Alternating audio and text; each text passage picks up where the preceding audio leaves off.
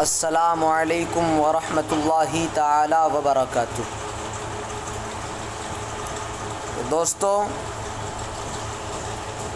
کچھ لوگ ایسے ہوا کرتے ہیں،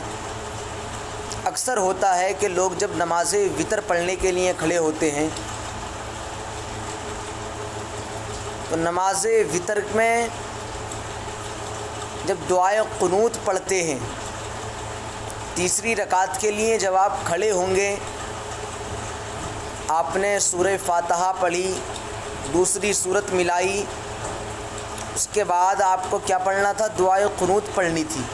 لیکن آپ نے کرا کیا؟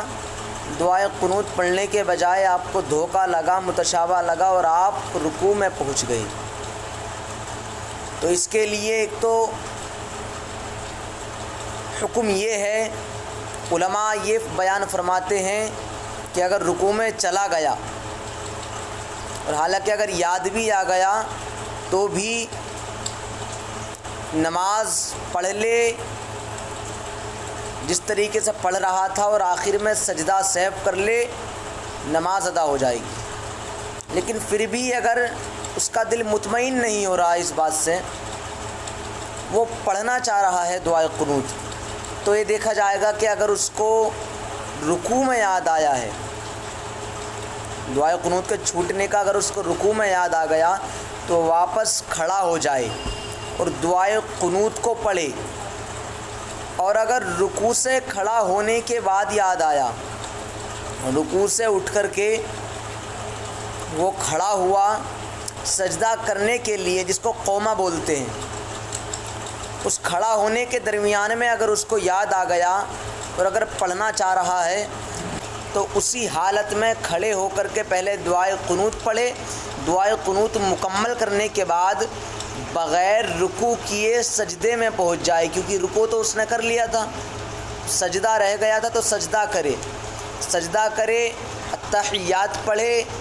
اور جب سلام پھیرے تو سلام پھیرنے سے پہلے اسے پھر سجدہ سہو کرنا پڑے گا۔ اب کوئی اعتراض کرے کہ صاحب اس نے دعائے قنوت چھوٹی تھی، وہ اس نے پڑھ لی، تو سجدہ سہو کرنے کی وجہ کیا ہے؟ تو صاحبو، سجدہ سہو کرنے کی وجہ یہ ہے کہ یہاں پر جو محل قنوت تھی، جو دعائے قنوت پڑھنے کی جگہ تھی، وہ چینج ہو گئی ہے۔ یہاں پر محل بدل گیا ہے، جگہ چینج ہو گئی، کیونکہ دعائے قنوت اسے رکوع سے پہلے پڑھنی تھی، لیکن بھول گیا، رکوع کے بعد یاد آیا، اس نے رکوع کے بعد دعائے قنوت کو پڑھا،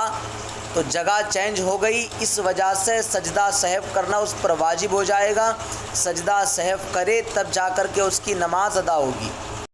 اور اسی طریقے کے مسائل دیکھنے کے لیے، مسائل سننے کے لیے ہمارے چینل کو سبسکرائب کریں، اور اگر کوئی ہمارا اسلامی بھائی کسی بھی طریقے کا مسئلہ اگر سمجھنا چاہتا ہے تو وہ کومنٹ باکس میں وہ ذکر کر سکتا ہے، انشاءاللہ عز و جل زندگی رہی تو